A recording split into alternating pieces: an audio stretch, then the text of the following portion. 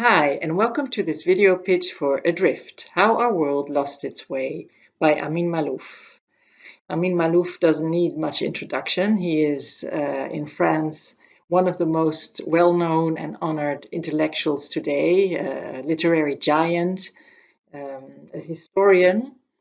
He's been translated into more than 50 languages. He's won all the most prominent French prizes. He's also a member of the prestigious Académie Française. And his thinking totally escapes all existing thinking systems. He is a mind of his own. He has a mind of his own. At the core of many of his works, there are the themes of identity and diversity, the organization of diversity, the clash of cultures and beliefs, and also often you find the lack of accountability for violence. We will publish his novel Adrift in September 2020. This is a book of nonfiction. He won the prestigious Prix d'Aujourd'hui for nonfiction for this book, and also the special jury prize for the Livre Géopolitique for the geopolitical book 2019. It has sold almost 90,000 copies since it appeared a year ago, and it's still selling very well, and it's very much talked about also. Amin Maalouf is often invited to television and radio shows in France mostly, but also sometimes in other countries. He's been translated into 50 languages, so he is a known name everywhere. And to comment on his works, his books, but also events, anything. He's a well-known historian. When I read Adrift, it made me think immediately of Francis Fukuyama's The End of History, and perhaps also a little bit of Oswald Spengler's The Decline of the West, and even Sigmund Freud's Civilization and its Discontents. Now, those last two books are, of course, a century old, and Fukuyama's book is several decennia old as well. And probably the differences are bigger than the similarities, but I still think the comparison is a valid and a useful one to talk about Adrift. In Adrift, Maalouf says darkness is spreading. He says our era is characterized by the diffusion of light in many domains, particularly that of technology, and also the accessibility of knowledge. Never before has it been so easy for anyone to have access to knowledge. Technology can do anything, or so it seems. Also, medicine has taken a huge spurt.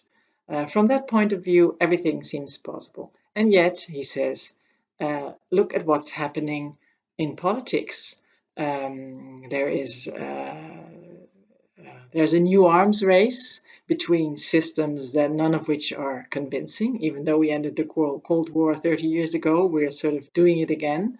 The leaders are populists, people like Trump and Johnson, and religious extremists in the Arab world. The Arab world is falling apart and failing, and so is the West. Europe is falling apart. People don't even believe in the power of politics anymore to have change, to change things. People laugh about it, or are angry, or are discontent, and so Maalouf looks for the answer in his book. How did we get here? How does all that fall together? And he takes us back to a large part of the Arab history. Maalouf is also Lebanese in origin, even though he moved to France when he was still young, and he is considered a French author, but he's also a Lebanese author, and he has a very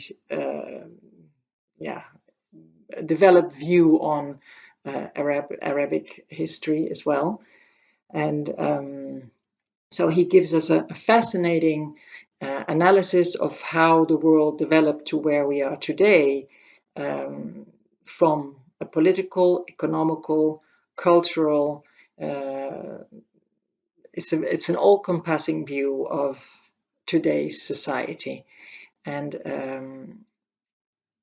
the bottom line is that he says we are going ahead with our eyes closed. We're not seeing the catastrophe that we're creating. We're seeing a little bit in ecology and the climate change and the global warming. And he also uses this as an example to show how our mentality really fails to address this problem in a proper way. So if you want to know how did we get here and also what could be a way out, then I hope you will read the book Adrift, and I know you won't regret it because it's really a very special book of enormous intellectual honesty and lucidity. It's not as pessimistic as it could seem when he says darkness is spreading. It is pessimistic, but it's the pessimism of a disappointed idealist. And he also wrote the book to create awareness, and hopefully that could lead to maybe finding a solution to some of these problems. The motto in his epilogue is, "The worst is not always certain." Thank you and have a nice day.